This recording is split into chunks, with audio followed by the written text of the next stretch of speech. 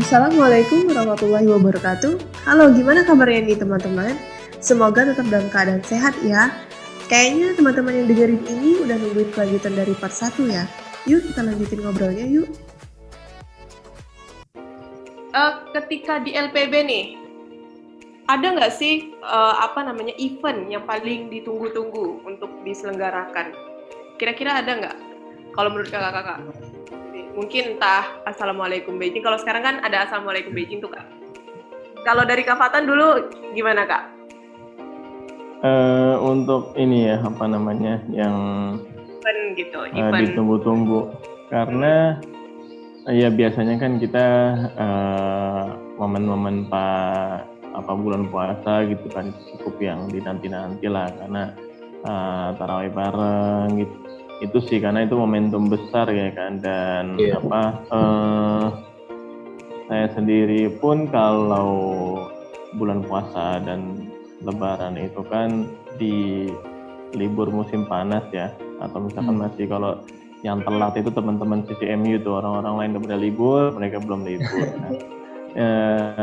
Saya nggak balik kalau musim panas atau summer kan baliknya pas winter jadi kalau misalkan di sana nggak balik juga pada libur gitu kan untuk ngisi di magang di perusahaan gitu kan waktu itu. Nah jadi memang ketika puasa, ketika ada buka bersama gitu kan, Idul Fitri, wah itu yang paling ditunggu-tunggu lah karena ibu-ibu KBRI ya kan dan pihak KBRI juga menyediakan makanan-makanan Indonesia. Ya. Masya Allah, surga buat kita. yang paling mewah, Kalau Kak Fikar nih bagaimana Kak? Biasanya kalau di event FPB tuh ada makanan-makanan Indonesia yang mereka jarang temui gitu kan, terus ngumpul-ngumpul. Ya contoh kayak sebenarnya juga salah satunya tuh Assalamualaikum Beijing gitu. Jadi yang senior atau yang merasa mereka udah lebih lama tuh pengen tahu siapa sih nih orang-orang baru yang pada nyampe ke Beijing lagi siapa gitu. Nah itu biasanya tuh pada nyari tahu tuh ditunggu-tunggu kayak gitu. Terus juga mungkin kayak lomba gitu mereka juga kadang suka senang. Terus kadang saya pernah tuh pada nanyain kira-kira ada nggak gitu pimpinan pemerintah atau presiden atau siapa yang datang ke Beijing kapan lagi nih gitu. Kayak waktu itu presiden mau datang tuh mereka pada nunggu-nunggu tuh pada kapan nih. Iya yang kebetulan alhamdulillah waktu itu yang ditunjuk untuk mewakili ngambil itu dari LPB, jadi mereka mau dong ikut gitu, jadi kapan lagi nih ada gitu. Jadi itu cukup ditunggu-tunggu walaupun insidental ya maksudnya bukan jadi kayak kapan nih ada lagi gitu, padahal kan memang bukan kegiatan LPB gitu, cuman waktu itu kebetulan kalau kegiatan yang ada seperti itu LPB yang dikasih ya, jadi mereka pada nunggu event itu gitu. Oh, sama seperti yang awal dibicarakan sama Kak Fatan tadi ya, ada tokoh-tokoh politik. Tokoh-tokoh iya. Betul. Masya Allah sekali. Nah, kurang lebih sih ya sama kita. Kita juga selalu menantikan momen-momen ya seperti yang Kak Fatan bilang tadi, buka puasa bareng. Iya itu rasanya lebih gimana ya? Kan kita sama-sama jauh dari tanah air, jauh dari keluarga gitu ya. Jadi ketika lebaran bareng sama teman-teman sesama perantau itu rasanya lebih ngena ya. Sedihnya bareng-bareng. Tapi habis makan itu kan jadi kayak terobati ya nggak sih makan makanan. Meskipun habis itu video call tetap nangis gitu kan. Mewek juga sih. Oke, lalu kita mau nanya lagi nih Kak. Menurut kakak bagaimana kontribusi LPB untuk warga Muslim Indonesia dan warga Muslim Chinese? Kira-kira bagaimana nih menurut kakak? Kalau kontribusi mungkin karena interest terbesarnya kita bikin LPB kan itu untuk masyarakat Indonesia gitu kan, khususnya pelajar gitu. Jadi mungkin kalau yang bisa merasakan ya mungkin anggotanya sendiri, misalkan tadi ya seperti Mas Fikar bilang gitu kan, bahwa ada mengisi kekosongan, jiwa-jiwa yang kosong gitu. Jiwa-jiwa yang liberal. Emang mangkok apa kosongan gitu. Ya ada kegiatan, ada sesuatu yang bisa disampaikan juga aspirasi ya kan, ketika dengan pihak KBRI atau seperti apa ya kan. Nah tapi memang kalau dilihat hierarkinya ya, bahwa termasuk saya juga gitu kan di PPI Tiongkok ya, juga aktif juga gitu berorganisasi ya kan, ketika 2013-2014 sebagai sekjen. Nah itu kan juga masih di LPB juga sebenarnya. Nah maksudnya domain dari kegiatannya aja sudah berbeda. Kalau PPI Tiongkok misalkan itu kan lebih luas cakupannya dan istilahnya itu lebih rigid gitu kan secara organisasi. Tapi kalau dari LPB mungkin lebih kekeluargaan waktu itu gitu ya, lebih santai. Nah itu kalau untuk orang Indonesia ya. Tapi kalau misalkan untuk masyarakat Muslim lokal sendiri, kontribusinya ya bisa menjadi terlihat kalau ada muslim dari Indonesia gitu kan, kita bisa ngobrol sama imam-imam gitu kan, bisa ngobrol sama marbot atau pengurus masjid di Beijing gitu kan, karena kan mereka pasti sama juga seperti saya dulu yang nggak tahu apa-apa soal Cina, maksudnya nggak tahu terlalu banyak dan banyak seremnya gitu. Nah itu kan dari pihak masyarakat Tiongkok kan juga seperti itu gitu. Wah Indonesia nih negara apa ya gitu kan, masih yang seperti 98 kan atau seperti apa gitu kan, atau wah ini mazhabnya beda gitu kan, kita Syafi'i, kalau Muslim di Cina itu Hanafi dan sebagainya. Nah memang itu juga pasti bisa dibilang kontribusi ya, karena ketika pejabat-pejabat kita berkunjung pun ke Cina gitu kan, ketika ketemu pejabat Muslim mungkin yang disampaikan juga hanya hal-hal yang formalitas gitu kan, tapi tidak sampai misalkan dialog seperti itu, dialog apa-apa. Nah itu mungkin bisa kali ya kontribusi ya. Kalau dibilang pernah sih kayaknya dulu. Kalau nggak salah kebetulan di Masjid Matian. Nah kebetulan dulu jadi itu alhamdulillahnya kalau kita di Matian itu sampai dikasih ruangan kelas gitu untuk kita liko, alhamdulillahnya dulu. Jadi dia awal-awalnya nanya gitu, ini sebenarnya apa sih gitu. Ya udah kita ceritain, sebenarnya kita nggak bilang cerita nama kita LPB atau Likar Pengajian Beijing, enggak, cuma kayak kita perkumpulan muslim dari Indonesia gitu. Terus gitu, terus biasanya kegiatannya apa aja, belajar Quran gitu-gitu. Pokoknya kita kayak nelpon ustadz kita di Indonesia gitu untuk menambah ilmu gitu. Ya itu alhamdulillah ya, tanggapan mereka sangat mengapresiasi, yang alhamdulillah kita dikasih izin untuk pakai kelas gitu. Jadi setiap kita liko, kita di kelas atau mau rapat kita bisa dapat. Dan bahkan waktu itu pernah ketika kita mau datang dan memang kondisinya lagi nggak bagus katanya, jadi lagi dipantau terus, jadi kita diingetin untuk minggu ini atau bulan ini jangan sini dulu ya, atau jangan ngadain acara itu dulu gitu. Pernah waktu itu. Jadi kenapa emang? Iya soalnya masjid-masjid lagi dipantau untuk acara itu ya. Karena iya pernah waktu itu. Jadi mengantisipasi ya udah kita jadi nggak mengadakan liko gitu, karena ya masalah itu. Jadi memang mereka mengingatkan udah jangan ngadain dulu ya gitu, takutnya nanti kalau misalnya ada pengawas, ada yaitu Indomie telur yang ngelihat laporkan jadi masalah gitu. Ini nggak baik nggak baik untuk masjidnya juga, dan nggak baik juga untuk Islam Indonesia gitu. Jadi ya begitu, alhamdulillahnya mereka tanggapannya bagus tuh di Masjid Makian itu kebetulan. Kalau Kak Fatan sendiri pernah nggak Kak kira-kira ceritain ke ke warga lokal gitu, khususnya yang Muslim?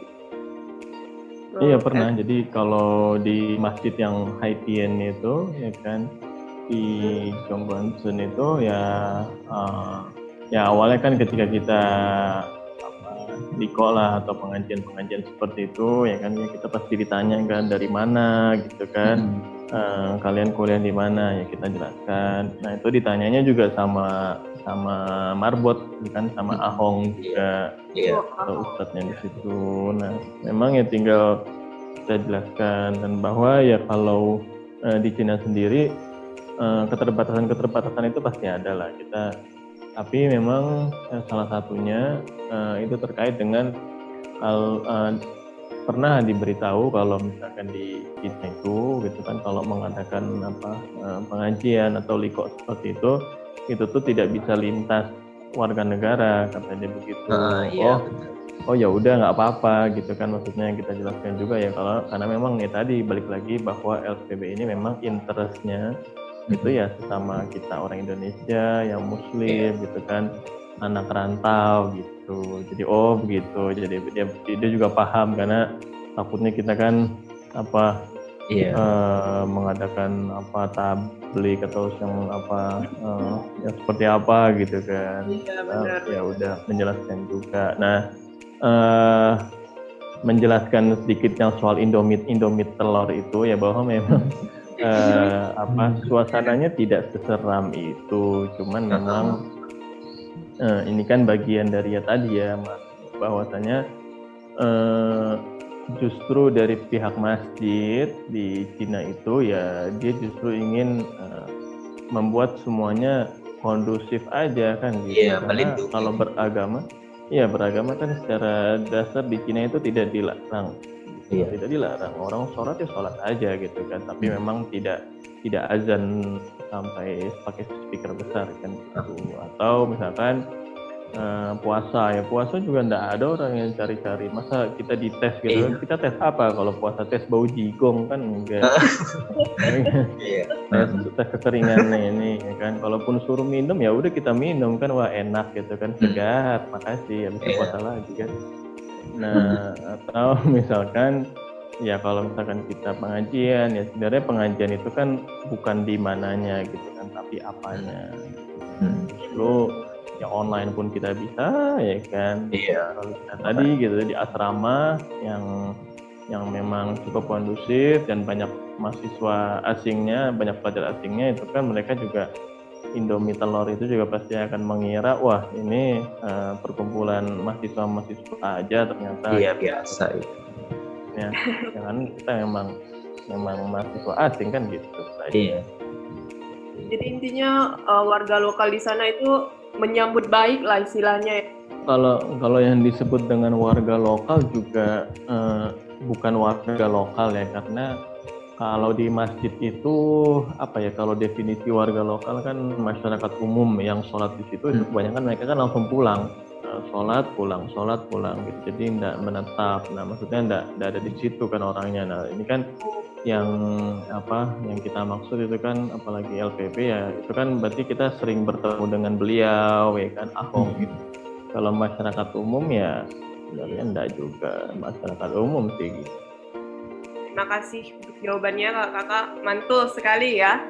Lalu iya, menarik sekali.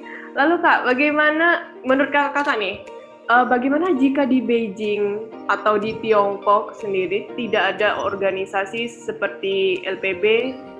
Ya gimana ya, itu malah sedih sih. Sedihnya karena biasanya kalau misalnya kita pengen perkumpulan gitu kan, kalau misalnya cuma teman-teman doang tuh kayaknya beda gitu. Kalau ada suatu yang memang wadah Muslim image-nya, atau kayaknya tuh kalau misalnya kita udah masuk di dalam sebuah perkumpulan itu tuh jadinya beda gitu. Kayak bener-bener ya apapun kita bisa obrolin serasa di Indonesia malah kalau menurut saya. Jadi kayak kalau ada organisasi Muslim gitu, karena kita kan di Indonesia identiknya kan mayoritas Muslim gitu. Jadi kalau misalnya kita di sebuah perkumpulan Muslim yang besar gitu, maksudnya dibanding sama yang teman-teman cuman meskipun dia Muslim, itu kalau kita di LPB tuh atau di organisasi atau di perkumpulan Muslim gitu, jadi merasa benar-benar lagi di kampung sendiri gitu. Jadi ngobrol atau main atau ngadain acara juga lebih nyaman, lebih ngerasa tentram aja gitu sih. Kalau misalnya nggak ada ya nggak kepikiran sih, nggak kebayang, jadi kayak biasa aja gitu. Lebih kayak ada istilahnya ada rumah gitu ya nggak sih Kak? Iya betul. Kalau untuk Kak Fatan bagaimana Kak? Iya, jadi secara natural orang Indonesia itu pasti guyup gitu kan, pasti berkumpul. Jadi itu dulu pasal satunya gitu. Jadi kemanapun kita pasti berkumpul ya, walaupun kita berbeda agama, suku dan golongan sebagainya gitu kan. Mau di mana aja gitu. Pasal 2 ya karena secara dasar budaya luhur kita seperti itu beda kan ya sama orang-orang dari Amerop gitu kan, yang Amerika Eropa yang dia cenderung ngapain sih banyak kumpul gitu kan, paling mereka paling banyak cuma 3 orang gitu kan, kalau dalam bertiga nggak sampai yang 15 gitu kan, satu GT atau satu subway gitu. Iya benar-benar. Tawa wah. Ya kan pakai sendal ceplok gitu kan, pakai kupluk belum dicuci berapa hari gitu kan. Habis itu wah udahlah pokoknya ngaco lah ya kan, di bus juga ketawa-tawa, orang Cina yang ngaco aja ngeliat kita nih orang lebih ngaco dari gue kan gitu kan, ketawa-tawa. Maksudnya itu pasal 1, pasal 2 ya berarti ya nggak mungkin.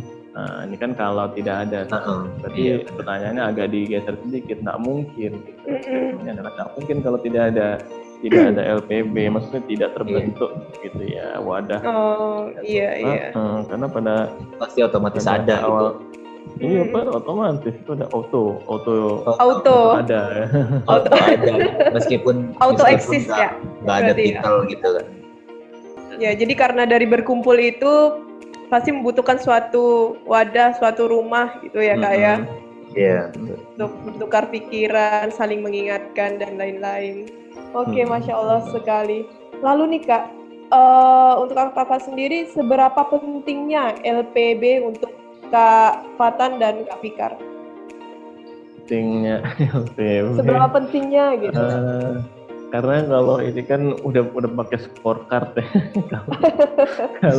kalau berorganisasi itu sebenarnya harusnya scorecardnya ya bukan yang sangat penting atau bukan yang urgensi awal kan, enggak. Pasti urgensi awal kita kan studi gitu kan, nilai-nilai yang bagus ya kan, ini kan mau dilihat dari scoring. Nah otomatis ya organisasi setelah yang prioritas utama kita lah gitu kan.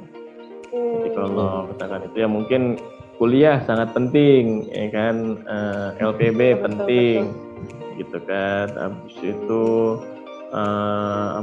ketawa ketiwi kurang penting gitu kan. Jalan-jalan kemana tidak penting kan gitu.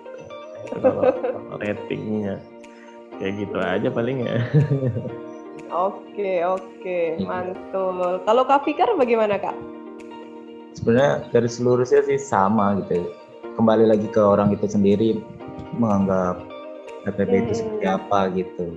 Kadang di satu orang pun ya bisa sometimes lagi males gitu kan. Jadi benar gitu. Jadi kalau dibilang penting atau enggaknya ya melihat sikon juga bisa gitu, karena kan kalau mungkin lagi ada pertemuan atau apa, ya seperti yang Bang Patan bilang gitu, kalau waktu itu nggak ada nama, jadi masa ngundangnya Patan dan teman-teman gitu. Iya, benar-benar. Kadang-kadang emang keadaan seseorang tuh bisa berubah-ubah ya Kak ya. Iya betul. Seperti yang tadi Kak Fikar bilang. Oke. Mungkin dari Kak Patan dan Kak Fikar, apa ada pesan atau harapan untuk LPB di tahun ini maupun untuk kedepannya lah istilahnya seperti itu. Boleh dari Mulai, Fikar dulu. iya, boleh dari Kak Fikar dulu boleh nih. Pesan dan harapan. Ya kalau menurut saya selagi di negara orang gitu ya, jaga nama baik pribadi, nama baik negara, nama baik Islam yang terpenting, karena nggak hanya untuk pengurus-pengurus LPB gitu ya, semua Muslim atau rakyat Indonesia yang ada di Cina sih sebisa mungkin ya jaga nama baik gitu, ngikutin segala peraturannya sebisa mungkin ya, kalau memang bisa dihindari gitu daripada bermasalah ke depannya gitu. Jadi jaga nama baik lah kalau menurut saya pesan-pesannya, biar ngejalaninnya nyaman, tentram, enak gitu, mau ngapa-ngapain jadi tenang gitu sih. Oke, kalau nggak dari Kak Patan nih, gimana Kak? Dari pendiri LPB langsung ke kita nih, pengurus tahun ini, nggak pengurus tahun depan, insya Allah tahun-tahun berikutnya. Iya. Ya jadi tahniah, ya kan. Selamat kongsi ya kan kepada congratulations juga buat LPB yang sudah berumur 8 tahun. Ya saya pribadi dan teman-teman yang pendiri ya atau awal sekali itu juga mungkin tidak terpikir gitu kalau wah akan jadinya bagus sekali seperti ini. Semoga LPB bisa menjadi wadah, ya kan, bisa jadi jembatan gitu ya, jadi bangunan, jadi konstruksi untuk masyarakat Muslim Indonesia, khususnya di Beijing ya, karena emang kalau dari judulnya aja LPB itu Beijing. Bisa lebih kontributif ya kan, aktif ya kan, proaktif, partisipatif dan sebagainya, bisa saling peduli, bahu membahu, harus wajib gitu kan, membaur aja seperti itu. Apalagi sudah ada PPIT sudah beberapa kali dipimpin oleh mahasiswa Indonesia Muslim juga di Beijing juga seperti itu. Jadi kita sebenarnya tidak ada tujuan LPB ini untuk mengeksklusifkan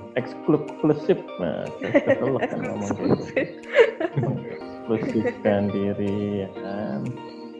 Itu yang pertama. Yang kedua, memang ini kalau nggak salah tahun lalu nih saya ngomong kayak gini, perbanyak menulis ya buat teman-teman, mau itu yang pengurus atau anggota LPB ataupun yang bukan anggota LPB tapi teman-teman yang mendengar yang Muslim gitu kan, banyak-banyaklah kita menulis, karena hal-hal yang berkenaan dengan Cina ini memang tidak baik.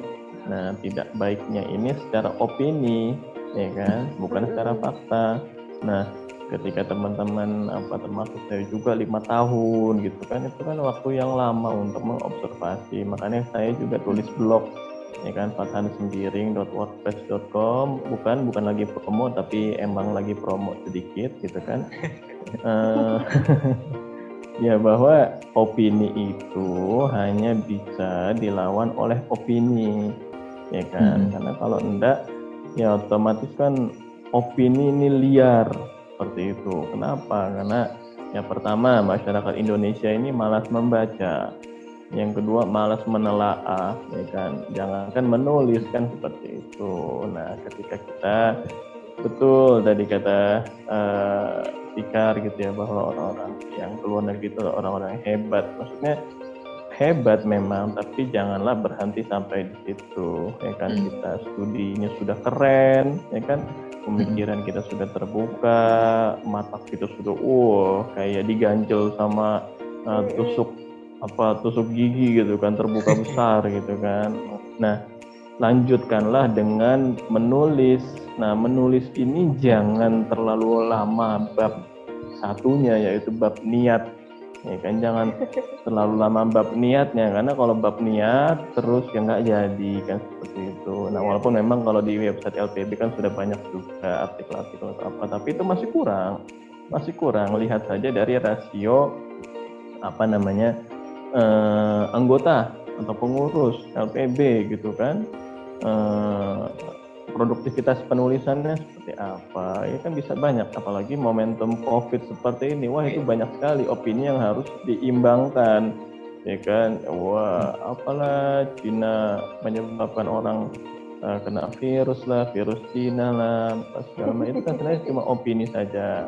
Nah, makanya saya juga di sini juga masih tetap nulis, saya kan masih aktif nulis, webinar dan sebagainya, termasuk pekerjaan-pekerjaan lain. Nah, itu memang sedikit banyak agar nanti ketika teman-teman, ini kan kalau saya kan sudah, untuk teman-teman yang dengar yang masih di sana atau yang masih aktif berkuliah, itu sebenarnya serta-merta buat kita semua, ya kan. Nah, ketika opini ini sudah sangat liar, ya kan, otomatis kan ya baik itu masyarakat, jangan masyarakat lah, orang tua gitu kan mungkin menyesal, banyak sekali nih Cina begini begitu, ya kan, COVID, virus buatan Cina untuk melemahkan negara-negara muslim dan sebagainya gitu kan, liar sekali. Nah, orang tua sendiri mungkin akan bimbang, anak saya lulusan Cina, kenapa nggak saya sekolahkan ke Timur Tengah atau ke Turki. Nah, itu kan itu dari orang tua, dari masyarakat, langsung jadi nunjuk-nunjuk gitu kan, dasar kalian ini lulusan Cina misalkan. Kan opini saja, jadi misalkan kita ketika kita menulis, ketika kita bisa share sebanyak-banyaknya, jangan lupa like dan subscribe, ya kan? enggak ya. Kalau podcast enggak ya. Nah, kayak gitu, follow aja paling. Nah, itu bisa menjadi perimbangan. Ini kan nanti kita kerja, kita karir, kita misalkan jadi pejabat, ya kan, yang amanah dan sebagainya. Jadi orang tuh tidak melihat bahwa emang dasar itu aja dia lulusan Cina, makanya dia bekerja sama dengan negara komunis kan, begitu headline-nya. Itu kan padahal sudah dari tahun berapa gitu. Itu pesan dari bapak-bapak ya kan, alumni LPB inilah, ya kan. Iya, Masya Allah, itu pesan dari Kak Fikar dan Kak Fatan untuk pengurus LPB dan sekaligus untuk mahasiswa dan warga Indonesia yang sedang berada di Tiongkok, khususnya di Beijing, mungkin ya Kak. Tadi bilangnya berbanyak menulis. Jadi opini-opini yang berkembang itu harus dilawan juga dengan opini gitu. Opini tidak bisa dilawan dengan fakta. Karena kalau misalkan dia baik itu penulis atau masyarakatnya itu sudah lihai, sudah pandai mengakses fakta, maka opini-opini liar tersebut sudah akan ditinggalkan. Jadi lawan dulu dengan opini, baru nanti kita sodorkan fakta-fakta. Ya, ada tahapnya seperti itu ya, Kak, ya. Tahapnya, betul. Ya, propaganda. Masya Allah. Ini kopinya mana nih? Kopinya mana nih? Oh iya, virtual ya, Kak, ya. Mana nih konsumsi? Oh iya. Nggak ada nih. Ini kalau offline kita mungkin sediakan dumpling seperti dia, ramen ya. Pakai naicha Kak, nggak pakai kopi kita, Kak. Oke. Jadi nih Kak, mungkin di tengah keterbatasan seorang muslim yang saat ini ditinggal di lingkungan mayoritas non-muslim seperti itu kan, boleh nggak sedikit kasih motivasi dari kakak-kakak untuk bertahan gitu loh, survive dari Kak Fikar mungkin? Singkat-singkat aja saya mah. Kalau motivasi ya, gitu. Sebenarnya bukan ngasih motivasi sih. Saya ngerasa kayak nggak pantas aja kalau ngasih motivasi. Tapi kalau ya motivasi diri saya sih. Ini nih begini nih, salah satu manfaat ikut FPB itu biar bisa rendah hati gitu kan, merendah untuk meroket. Ujungnya ntar Merendah untuk Enggak. Jadi memang ini panutan ini untuk lulusan LPB nih, wah ini pas lah. Masya Allah. ngejual orang nih. Enggak ya, karena ya mungkin ini lebih ke pengalaman gitu, motivasi diri sendiri waktu ngerasain di sana itu gimana gitu. Sebenarnya ya intinya sih kalau lagi di lingkungan yang kita sebagai minoritas gitu, perbanyak jaringan sih. Jaringan itu maksudnya ya memang teman-teman yang sepaham atau yang seagama gitu, kalau ngomongin tentang agama gitu. Jadi kalau misalnya ya bisa kok gitu hidup sebagai minoritas gitu.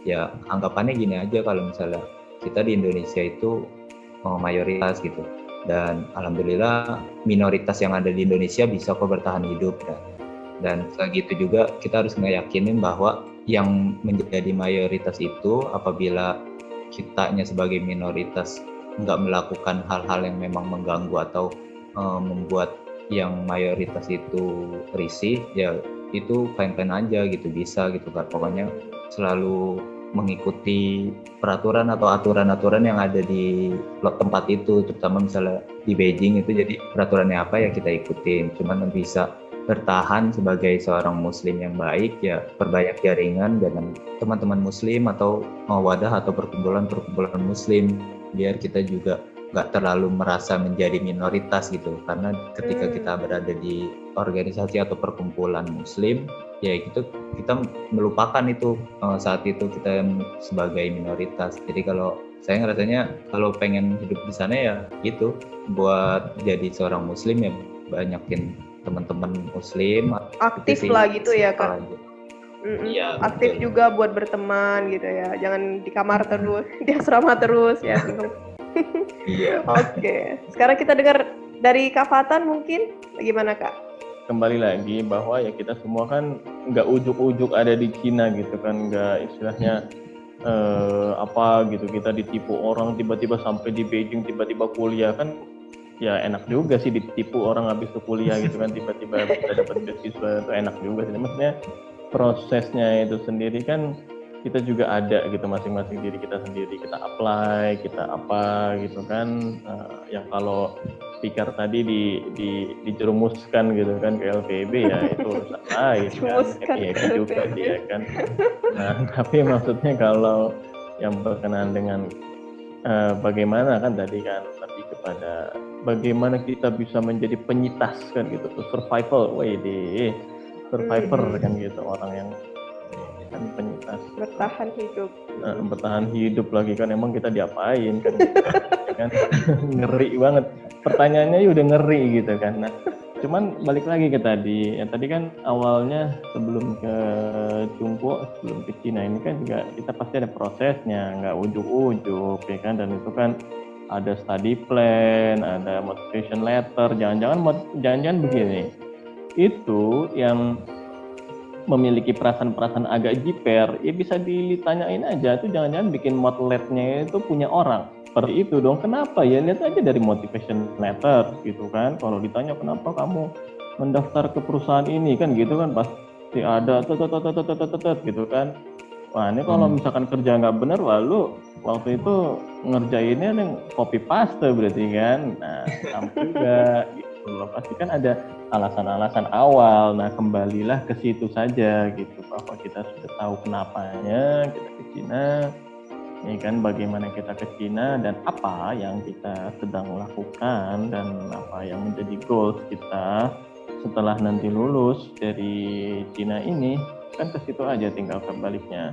Terkait dengan apa gitu kan, tiba-tiba langsung ada pemikiran, langsung galau gitu, ngapain gue di Cina, wah itu udah telat, mohon maaf gitu kan. Mohon maaf.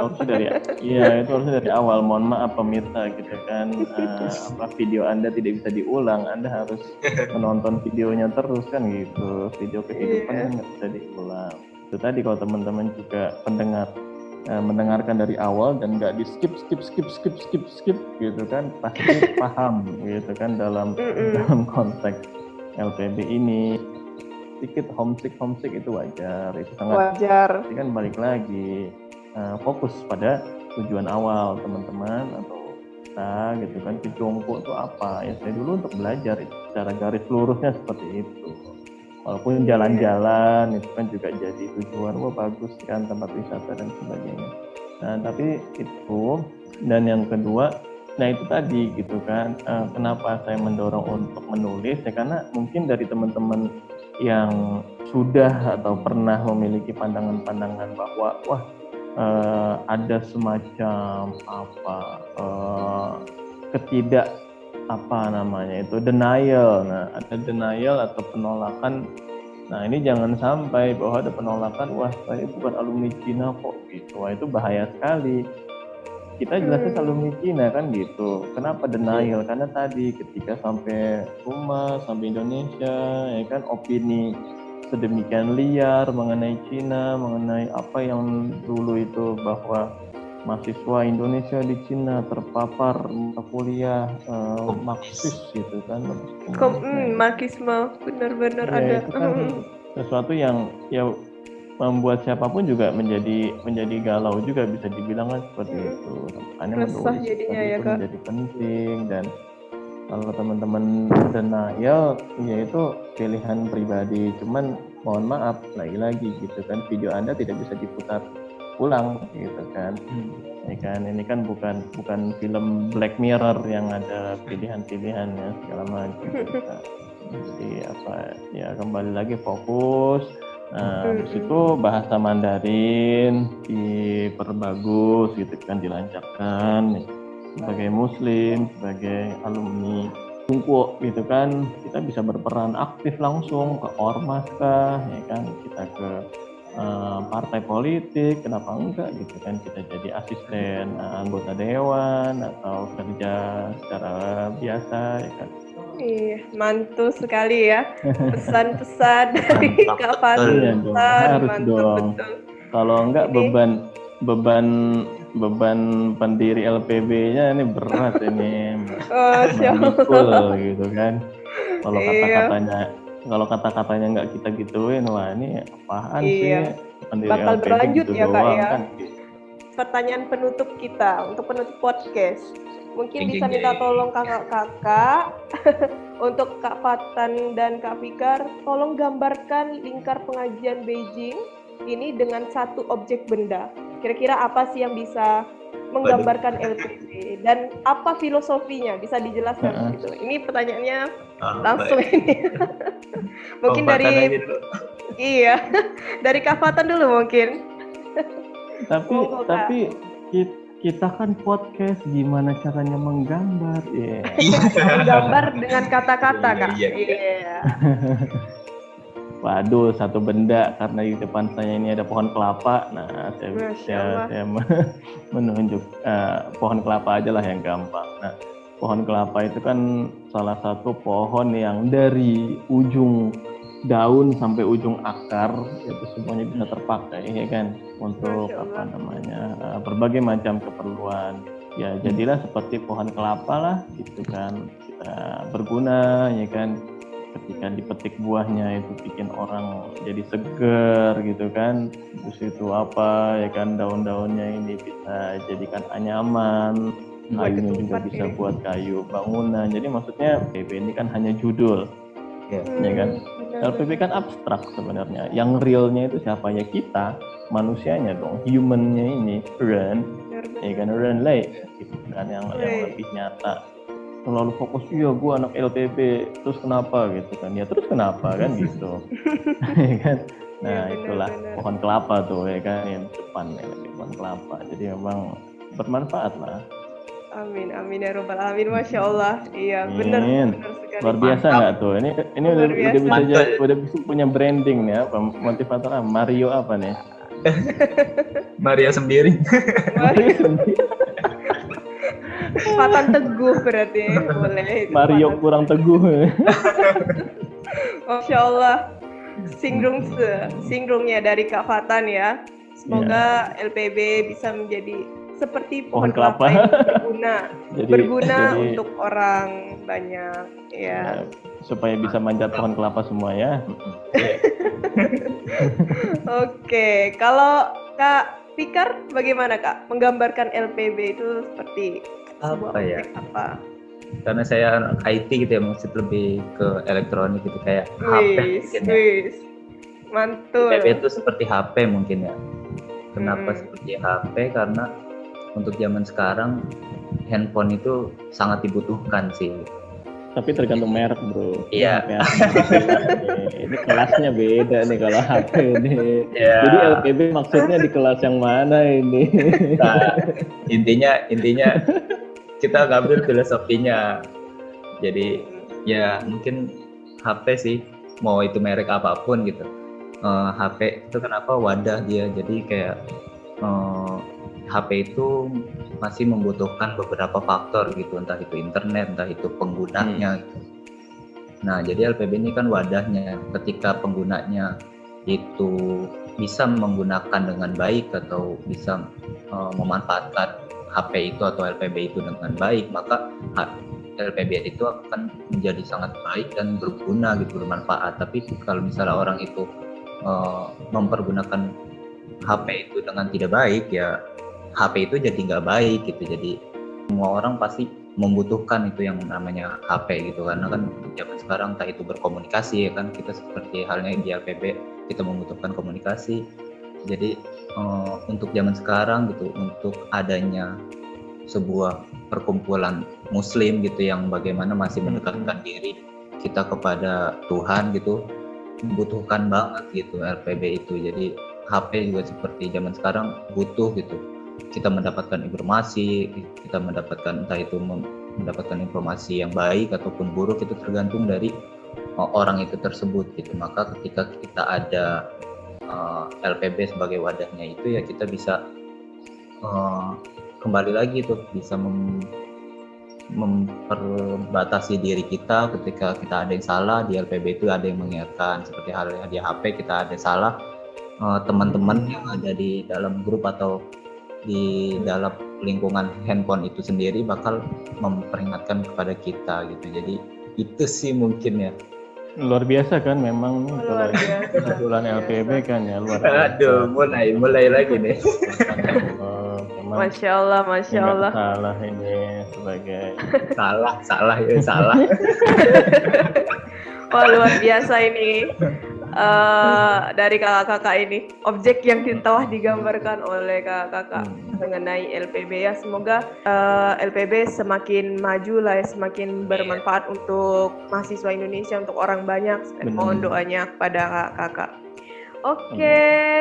Alhamdulillah, tadi merupakan pertanyaan terakhir. Wah, hari ini Alhamdulillah.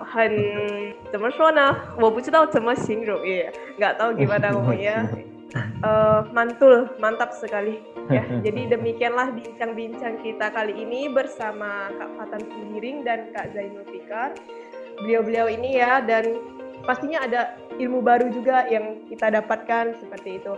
Dan kami sangat berterima kasih banyak kepada Kak Fatan dan Kak Zainul Fikar yang telah bersedia membersamai kami hari ini di tengah-tengah kesibukan ya. Seperti Kak Fatan yang lagi di tengah-tengah hutan. untung ada sinyal gitu ya. Alhamdulillah ada sinyal. Iya, alhamdulillah masih menyempatkan seperti itu untuk podcast kali ini gitu ya. Semoga urusan kakak-kakak sekalian selalu dipermudah oleh Allah. Amin. Dan alhamdulillah kita sudah sampai di ujung acara untuk podcast Muslim Corner. Plakat nggak ada nih, plakat kita beli sendiri ya, bagaimana? Sama Kita kayak bikin sendiri. Virtual, Kak, ya? Desain sendiri, ya kan? Masih sendiri. Ambil sendiri. Makasih loh panitia. Ya Allah. Iya, makasih udah diundang. Makasih dikasih plakat virtual.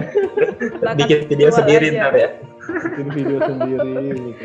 Iya, jadi demikian ya untuk podcast Muslim Corner Lingkar Pengajian Beijing episode kali ini. Dan jangan lupa untuk teman-teman bergabung dengan kami di episode berikutnya.